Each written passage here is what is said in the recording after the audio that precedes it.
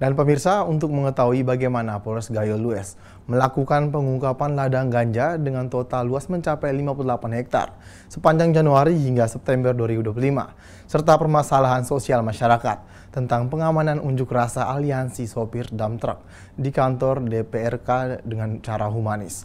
Saat ini kita telah terhubung dengan Kapolres Gayo Lues AKBP Hairowo. Selamat sore Pak Hairowo, salam presisi. Selamat sore Pak Lodi, salam presisi. Pak, dapat dijelaskan pengungkapan ladang ganja dengan total luas mencapai 58 hektar di wilayah hukum Polres Gayo Lues. Baik, untuk pengungkapan ladang ganja seluas 58 hektar berawal dari hasil informasi masyarakat dan pengembangan beberapa tersangka dalam pengungkapan yang terhitung dari bulan Januari sampai September, yaitu di mana Polres Gayo Lues berhasil melakukan pengamanan sebanyak 21 orang dan pelaku jaringan lintas provinsi dengan jumlah barang bukti kering sejumlah atau sebanyak 1,8 ton. Dapat disampaikan juga pada hari Selasa tanggal 7 Oktober 2025, yaitu kami juga berhasil menemukan 2 ladang hektar ganja di wilayah pegunungan Pepela, Kecamatan Pinang. Maka jumlah total ladang ganja yang sudah kami temukan dan musnahkan sebanyak 60 hektar. Ini sejalan dengan program Bapak Presiden dalam Asta Cita. Pak, ladang ganja tersebut tersebar di wilayah mana saja, Pak? Untuk ladang ganja yang kami temukan dan musnahkan sebanyak 68 hektar itu ada di 4 pegunungan di 2 kecamatan di Kabupaten Gayo Lues. Yang pertama pegunungan Pantai Dedap, itu Kecamatan Blangkejeren, ada 4 titik dengan luas 25 hektar. Sedangkan di Pegunungan Burbulet, Kecamatan Blangkejeren sebanyak 7 titik dengan luas 23 hektar. Dan Pegunungan Blambike, itu di Kecamatan Blangkejeren sebanyak 3 titik dengan luas 10 hektar. Dan yang terakhir, Pegunungan Pepela, Kecamatan Pinang sebanyak 1 titik dengan luas 2 hektar. Pak, terlihat personel Polres Gayo Lues melalui medan berat menuju ladang ganja. Dapat dijelaskan, Pak? Jadi untuk lokasi yang kami tempuh dalam pengungkapan atau penemuan serta pemusnahan ini, itu kurang lebih perjalanan dari satu gunung ke gunung lain itu menempuh perjalanan 2 hari 2 malam dengan situasi kondisi yang ekstrim, yaitu kita menyeberangi beberapa sungai serta pegunungan yang terjal. Pada kesempatan ini juga kami juga ada personil yang mengalami insiden kecelakaan, namun tidak fatal, dan langsung kami cepat penanganan untuk menghindari hal-hal yang tidak kita inginkan. Pak, apakah penanaman ganja ini melibatkan jaringan kejahatan narkoba dalam dan luar negeri? Untuk jaringan narkoba itu yang kami amankan ini jaringan lintas provinsi, yaitu ada di beberapa provinsi seperti Sumut, Jambi, Jabodetabek, serta Bali. Jadi barangnya ini akan diedarkan di provinsi yang kami sebutkan tadi. Jadi lintas provinsi. Pak, adakah tersangka yang telah diamankan dalam penanaman lahan ganja tersebut? Untuk tersangka, yaitu dengan jumlah barang bukti ganja kering siap edar sebanyak 8,5 ton, 1,8 ton. Jumlah TSK itu ada 21 orang, di mana 12 tersangka sudah diserahkan ke JPU dan 9 tersangka masih dalam tahap sidik. Pak, selanjutnya kita beralih ke masalah sosial masyarakat tentang tuntutan aliansi sopir dump truck. Apa sebenarnya tuntutan aliansi sopir dump truck di kantor DPRD Gayo Lues?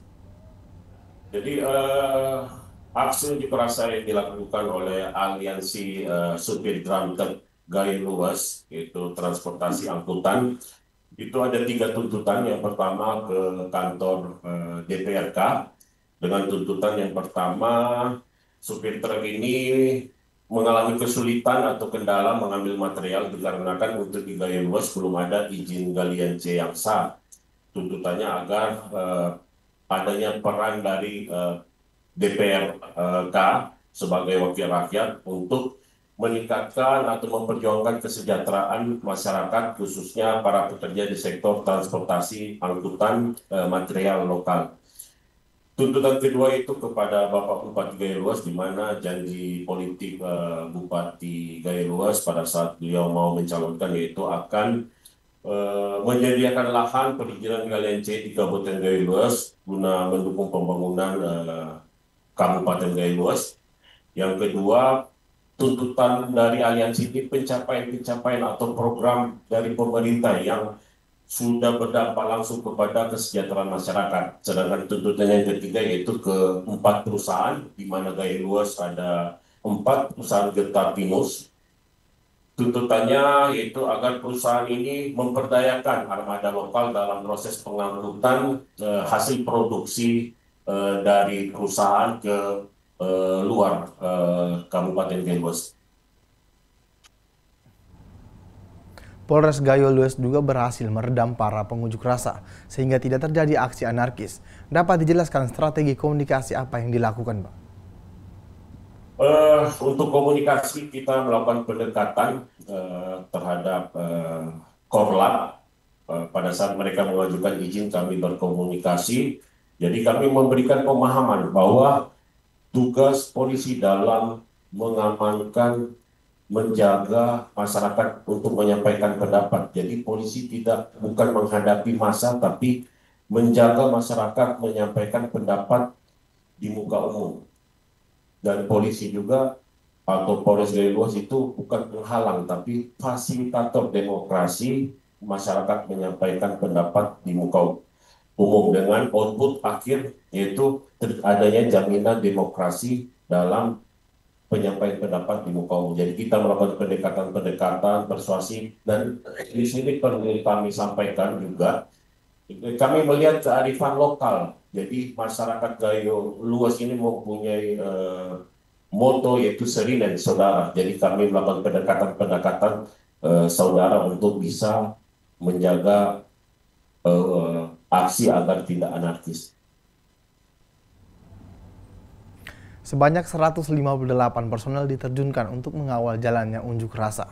Petugas ditempatkan di titik-titik strategis, baik di dalam maupun di luar gedung DPRD, untuk mengantisipasi potensi gangguan keamanan.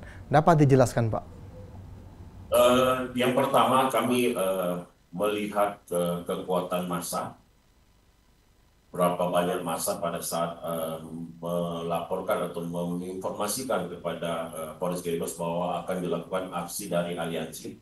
Yang kedua, kami menerapkan atau memahami Perkap 01 tahun 2009 tentang penggunaan kekuatan dalam tindakan kepolisian. Yang kedua, yaitu Perkap 01 tahun 2010 tentang penanggulangan anarki. Jadi kita melakukan latihan untuk SOP penanganan unjuk rasa, kita melakukan kegiatan-kegiatan latihan terhadap anggota, kesiapan anggota dalam penanganan, dan yang kedua kita tetap melihat situasi atau karakter wilayah di mana penyampaian pendapat di muka umum ini tidak mengganggu aktivitas masyarakat lainnya.